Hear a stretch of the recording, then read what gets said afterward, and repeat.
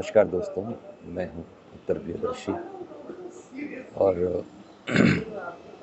मैं पहाड़ों से लौट आया हूँ।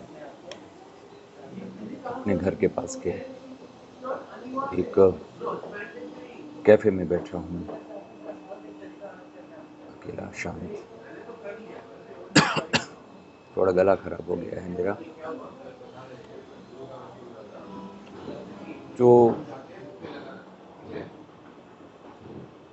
उम्मीद करता हूँ आप बेहतर होंगे।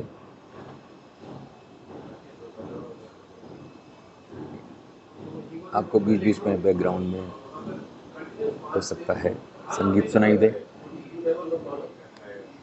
जो दो सज्जन बैठे हैं, एक गिटार पे हैं और एक बांसुरी पे। दोनों काफ़ी पढ़े लिखे संभ्रांत लोग लग रहे हैं, मेरी उम्र के ऊपर नीचे।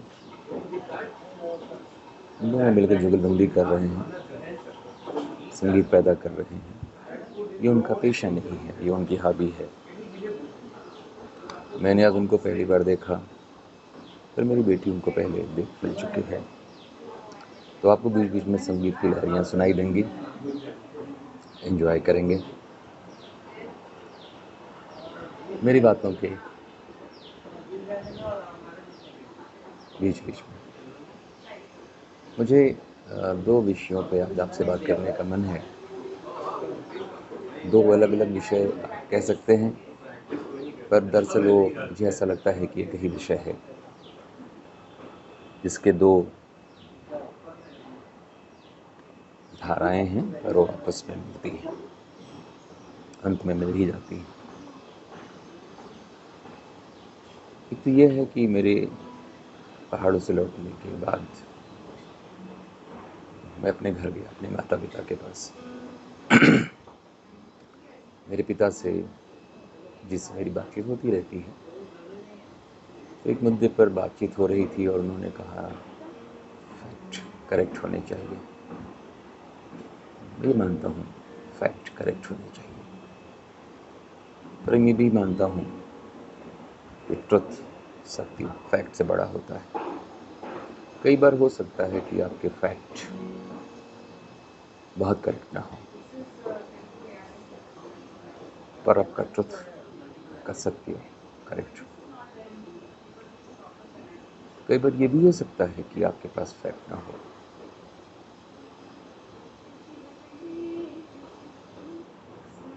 पर मुझे ये लगता है कि सत्य फिर भी उपलब्ध हो सकता है। सत्य फैक्ट का मोहताज नहीं है। फैक्ट की सत्यता पर बल देना चाहिए, दे सकते हैं, पर फैक्ट की सत्यता पर, तथ्य की सत्यता पर बल देते देते आपके हाथ से वह सत्य ही ना फिसल जाए जिसके लिए आप फैक्ट की सत्यता पर बल दे रहे थे। तो मेरे पिताजी ने कहा फैक्ट तो होने चाहिए, सही होने चाहिए, ठीक बात है, सही होने चाहिए, पर मेरा ये सोचना है कि सत्य की चिंता अधिक करनी चाहिए फैक्ट की कम। दूसरी बात यह है कि मेरे एक मित्र हैं, आज उनसे बात हो रही थी। इस विषय पर पहले भी उनसे हल्की फुल्की बात हो चुकी है। आज भी उन्होंने कहा और मैंने कुछ कहा नहीं, क्योंकि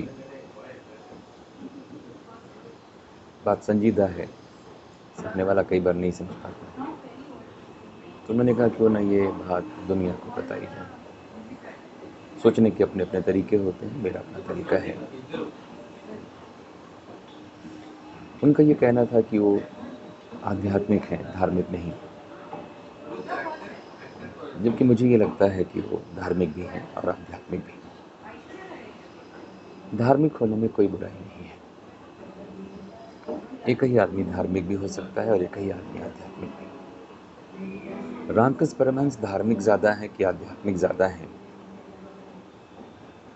ये आप कैसे तय करेंगे? कबीरदास आपको आध्यात्मिक लगते हैं भी, पर क्या वे धार्मिक नहीं हैं? क्या वे धार्मिक प्रतीकों का, धार्मिक नामों का इस्तेमाल नहीं करते?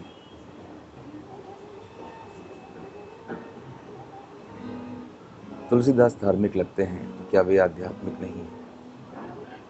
दरअसल धर्म और अध्यात्म एक ही सिक्के के दो पहलू हैं। जैसे देह में आत्मा होती है और फूल में सुगंध, वैसे ही धर्म की देह में आध्यात्मिकता होती है, हो सकती है, होनी चाहिए। तो धार्मिक होने में बुराई नहीं है। आप धार्मिक प्रतीकों का इस्तेमाल कर सकते हैं। आप अपने ईमेल में 786 का इस्तेमाल कर सकते हैं। आप आपकी गाड़ी के नंबर में 786 का इस्तेमाल कर सकते हैं।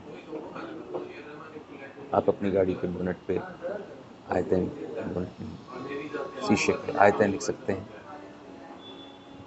जिसमें अपने हनुमान जी की मूर्ति अपनी गाड़ी पर लगाता हूँ, जैसे मैं अपने घर के मंदिर को प्रणाम कर लेता हूँ, जैसे मैंने बाहर के देवता को प्रणाम कर लेता हूँ। जब मैं धार्मिक प्रतीकों का इस्तेमाल करता हूँ तो मैं धार्मिक हूँ, लेकिन जब मैं सब में उसी ईश्वर का अनुभव करता हूँ, जब मैं हर कण में उस ईश्वर का अनुभव करता हूँ, जब मैं किसी भी धर्म के ईश्वर को अपने ईश्वर जैसा सम्मान देता हूँ, तो मैं आध्यात्मिक होता हूँ। तो एक ही आदमी धार्मिक भी हो सकता है और आध्यात्मिक भी। धार्मिक होने में हर्ज नहीं है, बशर्ते आपकी धार्मिकता किसी के दुख का कारण न बने। अगर आपकी धार्मिकता से सभी सुखी, सभी संतुष्ट, सभी आनंदित होते हैं, अगर आपकी धार्मिकता सबका सम्मान करती है, तो क्या दिक्कत है? और धार्मिक होने के मतलब ये है कि उसमें दूसरे के दुख की कामना हो, दूसरों से श्रेष्ठ होने की कामना हो, दूसरों के प्रति द्वेष की भावना हो, मेरा ईश्वर तुम्हारे ईश्वर से बड़ा है, तुम्हारा ईश्वर मेरे ईश्वर से छोटा है की भावना हो, तो ये धार्मिकता श्रेयस्कर नहीं हो सकती। धर्म के सच्चे अर्थों में आप एक सद्धार्मिक भी हो सकते हैं और आध्यात्मिक भी। आप बिना धार्मिक हुए भी आध्यात्मिक हो सकते हैं। आप ऐसे मुकाम पे पहुंच सकते हैं जहां आपको कण कण में वही परमात्मा प्रकृति के, मनुष्य के, जीव और जंतुओं के हर रूप में, कुदरत की हर छाया में वही रचयिता दिखने लगे, जहां सिर्फ और सिर्फ सर्वमंगल की भावना हो। यह भी संभव है। तो धार्मिक होना भी ठीक है, आध्यात्मिक होना भी ठीक है, दोनों आप एक साथ हो सकते हैं, बशर्ते सिर्फ और सिर्फ मंगल की भावना आपके विचारों में हो, तो धार्मिक होने में हर्ज नहीं है। जैसे मैं धार्मिक भी हूँ और आध्यात्मिक भी, पर मेरी आध्यात्मिकता मेरी धार्मिकता पर निर्भर नहीं करती। मेरी धार्मिकता किसी की भी धार्मिकता का उतना ही सम्मान करती है जितना मेरे अपने धर्म का। तो फिर मैंने कहा, दोनों बातें एक ही वृक्ष की दो शाखाएं हैं, दो धाराएं हैं जो एक जगह मिलती हैं। सत्य बड़ा है तथ्य से, आध्यात्मिकता बड़ी है धार्मिकता से। सत्य का सम्मान करें, सत्य की प्राप्ति करें, धार्मिकता का सम्मान करें, आध्यात्मिकता को प्राप्त करें। सत्य और तथ्य दोनों साथ साथ चल सकते हैं, धार्मिकता और आध्यात्मिकता दोनों साथ साथ संभव है। धार्मिक होने में कोई बुराई नहीं है, बशर्ते सभी धर्म आपके लिए उतने ही आदरणीय हो। धन्यवाद। आपका दिन शुभ हो। नमस्कार।